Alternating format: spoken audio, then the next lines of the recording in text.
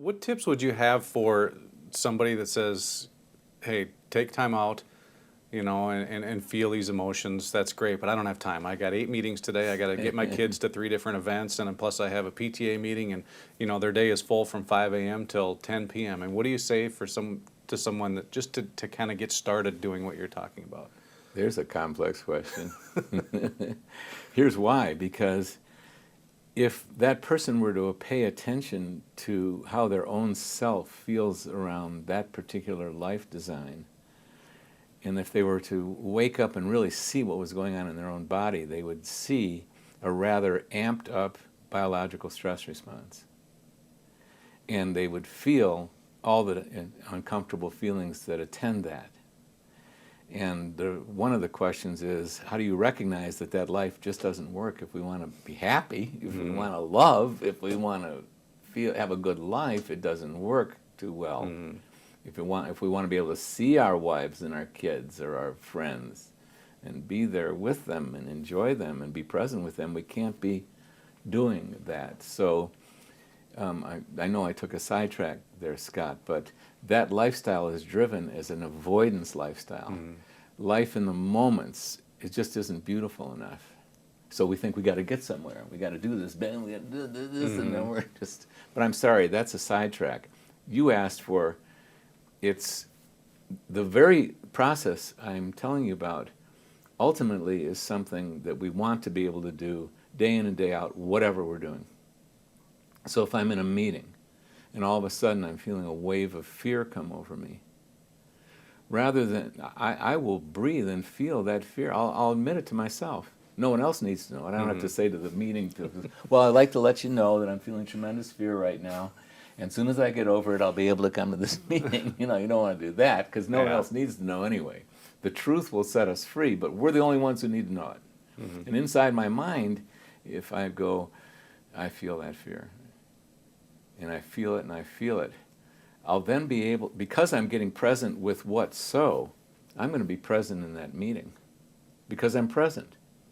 If I'm trying to push the fear away and overcome the fear, I have to go unconscious to do that, and my mind is not going to be as sharp, and my decision-making is not going to be as sharp, and my choices are not going to be as sharp. They're not going to be based on wisdom. They're going to be based on being the moment, the flight of the moment.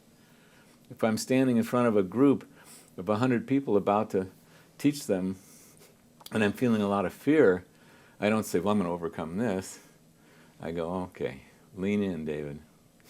Breathe and feel the fear. Let it be part of you. It is. That's the truth. And that what happens there is I show up in the moment. I'm conscious in the moment. I'm more conscious. And invariably, the fear melts into what it actually is. That's not realistic fear. These people aren't people I need to be afraid of. They're beautiful people. They're there to learn, and they're excited. They're happy. So I don't know if that fully. The idea is get skilled. People go to the gym to build muscles. Brilliant, beautiful, to build cardiovascular health. And if anyone who's done it knows if you do it enough, it works all the time, providing you're not too excessive. If you don't do it enough, you don't get it. It's the same with the emotions. If you use your life, the life you're in, to wake up inside of that life and see what the truth is. And if one of the truth is I feel happy, I'm having fun, and you breathe and feel that, you're more conscious of that, well, that's real life. That's beautiful. Or if you feel sad and you include the sadness, look at this. I'm going to an important meeting and I'm feeling very sad.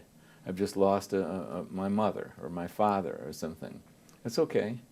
I can include it all. Feel the sadness. I'll stay conscious. I'll stay awake of what the truth really is. And then people like this because we like when other people are real. They don't have to tell us what's going on, but we don't do too well with them faking it. We can all sense it. We wonder what's going on. I know I'm drifting a little bit into the right and to the left of this topic here, but to answer your question, you develop this skill as you would in a gym, and you use the life you're in to do it. And if you're rushing off and you're late for something, you get conscious of it, and you say, and what am I feeling like I'm late like this? Oh, God, I feel just stress in my body. I feel